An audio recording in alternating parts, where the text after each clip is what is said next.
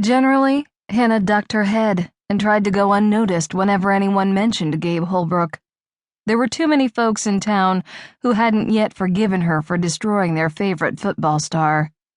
She suspected they were more upset that they could no longer bask in his reflected glory than they were about his loss, but they often shook their heads and tisked when she passed by, especially at the beginning of football season and in the weeks leading up to the Super Bowl. Today, the mention of Gabe's name made Hannah as self-conscious as ever. When Trudy Johnson started talking about the new coach at the high school, Hannah cursed silently and raised the cookbook she'd brought into the hair salon. She should have expected the town to be buzzing with the latest news. Folks in Dundee took school sports very seriously. Here, the high school coach possessed almost as much clout as the mayor. "I never dreamed he'd accept the position," Trudy was saying. "I know." Over the top of her book, Hannah saw 30-ish Shirley Ehrman crane her head around even though Ashley Evans was trying to put perm rods in her hair. Saturdays were always busy at the beauty shop.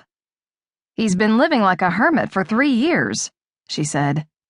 "Then suddenly, he's the new coach of the varsity football team?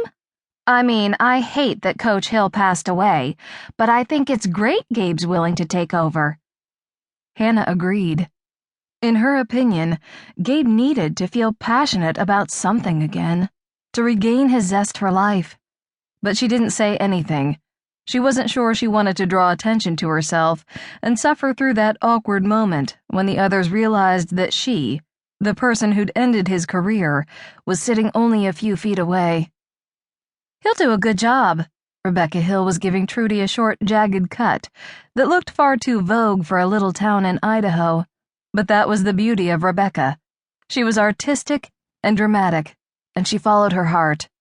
Since marrying Mike's brother a few years ago, she'd grown slightly more conservative, especially since the birth of their baby, but she'd never be plain or boring, and her salon reflected that.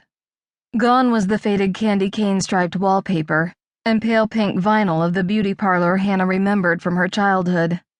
Now the salon was decorated in black and white and chrome, had a checkered floor, sleek contemporary lighting, and vases filled with exotic flowers. Recently, Rebecca had even changed the name, after she'd remodeled and expanded to include facials, electrolysis, massage, and aromatherapy. Hair and Now had become Sheer Temptation, located next to an old-fashioned drugstore on one side and a red brick bank on the other. Sheer Temptation looked like a spaceship parked between 2 Model Ts. "Being a good player doesn't make someone a good coach," a voice nearby responded. A quick peek around her book told Hannah that Deborah Wheeler, one of Coach Blaine's daughters, had made that comment from a seat in the waiting area closer to the front desk. Hannah had been so absorbed in trying to go unnoticed that she hadn't seen Deborah come in. She lowered her cookbook. "Being a good player doesn't make someone a bad coach," she said, rushing to Gabe's defense in spite of herself. Now that he was venturing back into society, she wanted to make sure he received the support he deserved. Everyone's gaze momentarily fixed on her. She waited for someone to mention the accident, but, thankfully, nobody did. "I just want what's good for Gabe," Shirley said, turning back to Deborah. "If coaching will give him fresh purpose, I'm all for it." "Even if he's not cut out for the job?"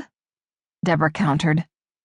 "Even if he doesn't win very much," Shirley said. "My husband might disagree, but I say we can't expect every season to be as good as the last few. Gabe needs this." Deborah had a thin, angular face. Now she pursed her lips, as though it tried her patience to deal with folks obviously less educated than herself. She taught honors English at the high school and acted as if she knew everything. Some of the ladies in town made fun of her, but she had her admirers. "Gabe doesn't need this job," she said. "He made millions while he was playing football. And anyway, no one should get a coaching